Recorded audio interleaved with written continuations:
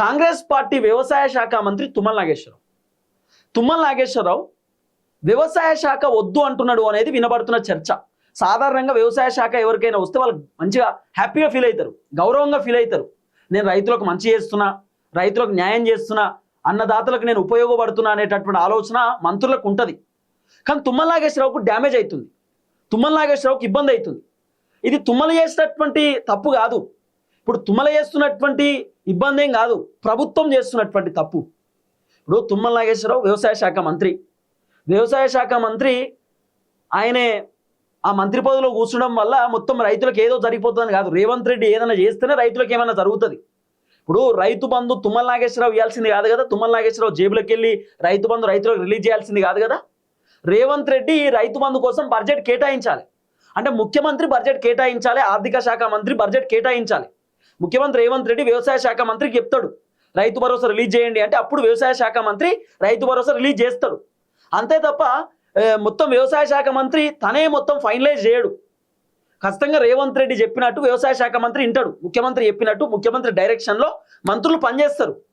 ఇప్పుడు తుమ్మల నాగేశ్వరరావు ఎందుకు తనకు వ్యవసాయ శాఖ వద్దు అంటున్నాడు? ఎందుకు తుమ్మల నాగేశ్వరరావు నాకు ఈ మంత్రి పదవి నాకు అవసరమే లేదంటున్నాడు? తుమ్మల నాగేశ్వరరావు మొత్తం మంత్రి పదవి వద్దంటలేడు, కానీ ఈ శాఖ నాకు వద్దు, ఈ వ్యవసాయ శాఖ నాకు వద్దు, నాకు వేరేది ఇవ్వండి. ఎందుకు అట్లా అంటున్నాడు? కారణం ఏంటంటే వ్యవసాయ శాఖ మీద జనాలు తీవ్రమైనటువంటి అసంతృప్తితో ఉన్నారు. కారణం ఏంది? రేవంత్ రెడ్డి రైతు బంధు ఇవ్వలేదు, దాదాపు 2024లో రైతు బంధు ఇవ్వలేదు. 2025లో రేవంత్ రెడ్డి కేవలం వానాకాలం పంటకి ఇచ్చిన, ఎండాకాలం పంటకి పూర్తి స్థాయిలో రేవంత్ రెడ్డి రైతు బంధు ఎక్కడ కూడా ఇయ్యలే. రైతులు రేవంత్ రెడ్డి పైన వ్యతిరేకం ఉన్నారు, వ్యవసాయ శాఖ మంత్రి తుమ్మల నాగేశ్వరరావు పైన కూడా వ్యతిరేకం ఉన్నారు. తుమ్మల నాగేశ్వరరావు ఏదైనా పెండికి పోతే, తుమ్మల నాగేశ్వరరావు ఏదైనా ఫంక్షన్ పోతే ముఖం మీదనే తుమ్మలని అంటున్నారట. ఏమైంది సార్ రైతు బంధు, ఏమైంది సార్ రుణమాఫీ, ఏమైంది సార్ పంట బోనస్ అని చెప్పి డైరెక్ట్ తుమ్మలను ప్రశ్నిస్తురు, అడుగుతురు. తుమ్మల నాగేశ్వరరావుని అడిగేటటువంటి విధానం కూడా తుమ్మలకు నచ్చలేదు. ఇప్పుడు ఎక్కడికి పోయినా కూడా తుమ్మల పైన అసంతృప్తే, డైరెక్ట్ అడిగేస్తున్నారు. సార్ వ్యవసాయ శాఖ మంత్రి మీరే కదా, ఏమైంది, ఎందుకు ఇస్తలే రైతు బంధు, రుణమాఫీ ఎందుకు చేస్తలేని డైరెక్ట్ అడిగేస్తున్నారు. ఇది అడగడం మాత్రమే తుమ్మల పైన కోపం వచ్చింది జనాలకు.